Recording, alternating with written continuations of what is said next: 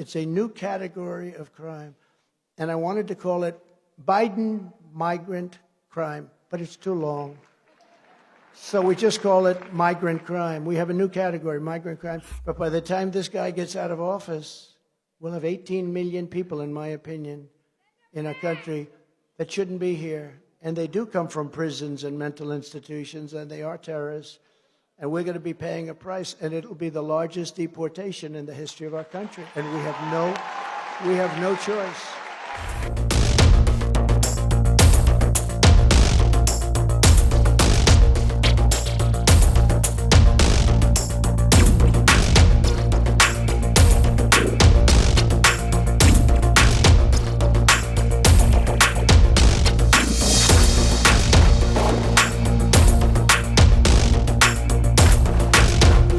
The first and most urgent action when we win will be the sealing of the border, stopping the invasion, drill, baby, drill, send Joe Biden's illegal aliens back home. We'll do all of those things, and we're going to have to do them fast because no country can sustain what's happening in our country. You look at New York, where I originally came from. I love New York, and you take a look at what's happening. Hundreds of thousands of people, they've taken over the streets, Madison Avenue. They've taken over Queens. They've taken over Brooklyn and the Bronx. They've taken over the whole city. The little leaguers can't play anymore because people are there that can't play. But it took longer than I thought, but I predicted this. It's called the migrant crime, and it's far more deadly than anybody thought. They will actually have fistfights with police in the middle of the street. You saw that the other day, where they attacked police. Even our bad criminals, they never had fistfights with a cop. You know, they do things and they talk and they shout. But these guys are actually, and you know the interesting thing? In their country, if they ever did that, they'd be dead within seconds. They'd be dead. I know where they come from. I know the people that run those countries. I know the presidents and the dictators. I know every one of them. Some are dictators, some are prime ministers. But they're tough guys. They're tough guys.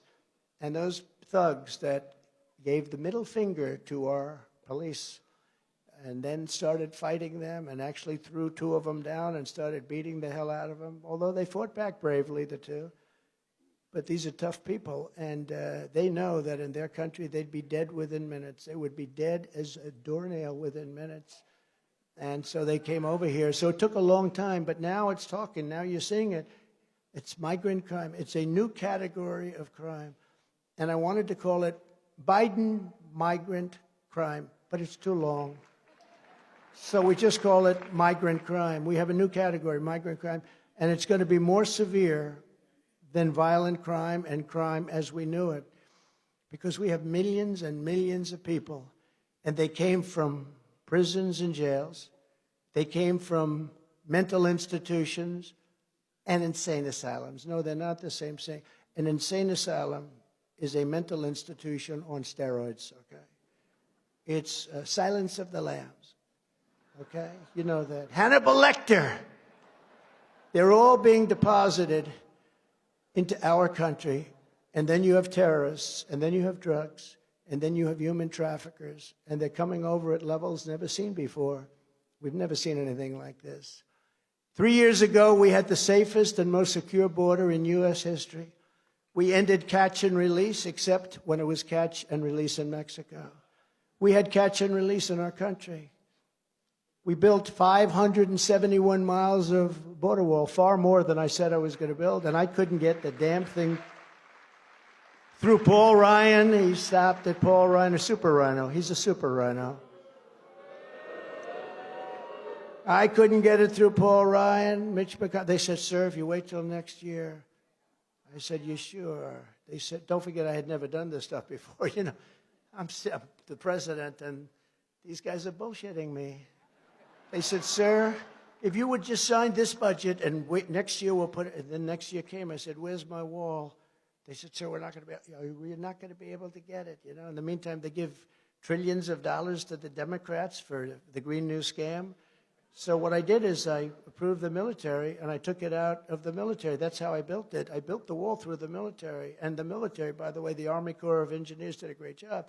But I built it through 571 miles and 200 miles ready to go. It was laying there ready to be installed. It would have been 3 weeks. The entire thing would have been double what I promised.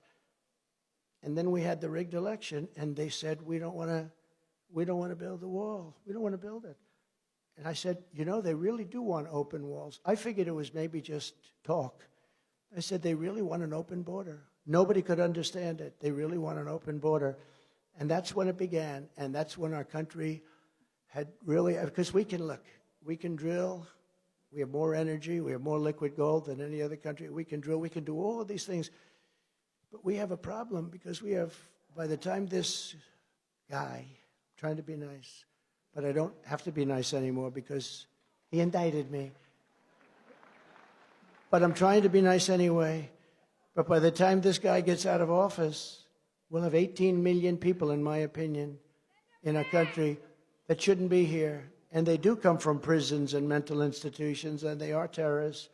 And we're going to be paying a price, and it'll be the largest deportation in the history of our country. And we have no choice.